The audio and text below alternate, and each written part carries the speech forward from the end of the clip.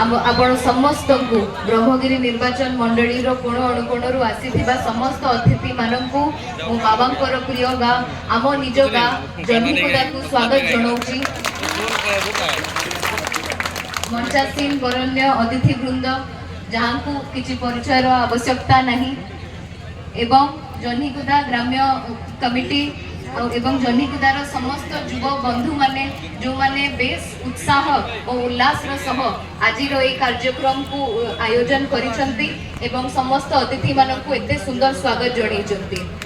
आज मंच कला संस्कृति मंच मो स्वर्गत पिता आपण समस्त प्रिय लुलु भाई आरंभ करथिले परंपरा को आज गर्व अनुभव करुची द्वितीय पीढ़ी हिसाब रे एई परंपरा को आगे नौची आशा अच्छी एवं विश्वास अच्छी कि एमिति पीढ़ी पर पीढ़ी आमर परंपरा आमर कला आम संस्कृति आम इतिहास को बंचाई रखिबे बजाय रखिबे।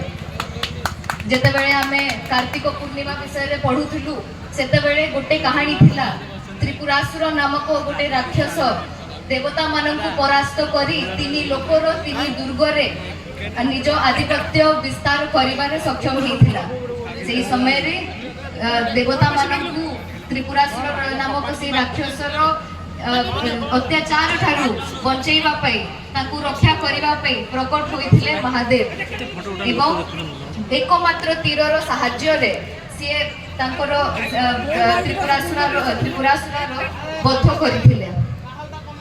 आजिर शुभ दिन कार्तिक पूर्णिमा अवसर को महादेव मध्य अनुमति देइछंती आलोकर पर्व भाव में पालित करने को सेथि पई आमे आजिर कार्तिक पूर्णिमा को देव दीपावली भाव में मध्य पालन करू।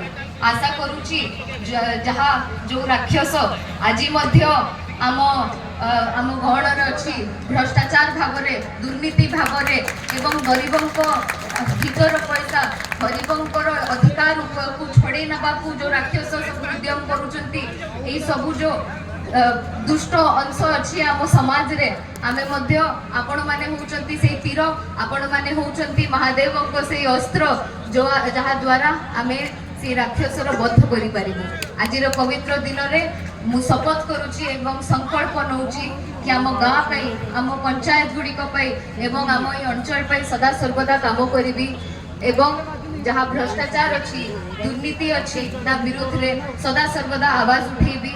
आम आगामी पीढ़ी ये परंपरा जमीती आमे पासन करुछु दायित्व एवं उपहार भाव में आमे आगामी पीढ़ी को जेतेबेले देई दउछु आमे आगामी पीढ़ी को दायित्व हिसाब रे या मध्य गोटे परामर्श बड़ भौणी हिसाब रे देबा को चाहिबी कि अन्याय विरुद्ध रे लड़िबा। कार्तिक पूर्णिमा उपलक्षे आपण समस्त को मु अनेक अनेक शुभेच्छा और अभिनंदन जणाइबा को चाहूची। मु जानिछि आज सांस्कृतिक कार्यक्रम हास्य जगतरू कलाकार आसीचंती सिने जगतरू कलाकार आसीचंती एवं विशिष्ट कंठशिल्पी माने मध्य आसीचंती। आम गहन रे बहुत कलाकार आसिकी सामिल होइचंती एवं मेलोडी पे समस्ते बहुत आग्रहर सह अपेक्षा करिचंती। पुणी थरे समस्त अतिथि मानकु धन्यवाद जणाइबा को चाहिबी जो जो माने आज सामिल होइचंती आ बाबांकर ए कार्यक्रम को सफल करिचंती हमर ए उद्यम को सफल करिचंती समस्त को अंतररू धन्यवाद जणाइबा को चाहिबी एवं बेसी समय देबा को चाहिबी नाही। कलार मंच संस्कृतिर मंच बहुत बहुत धन्यवाद।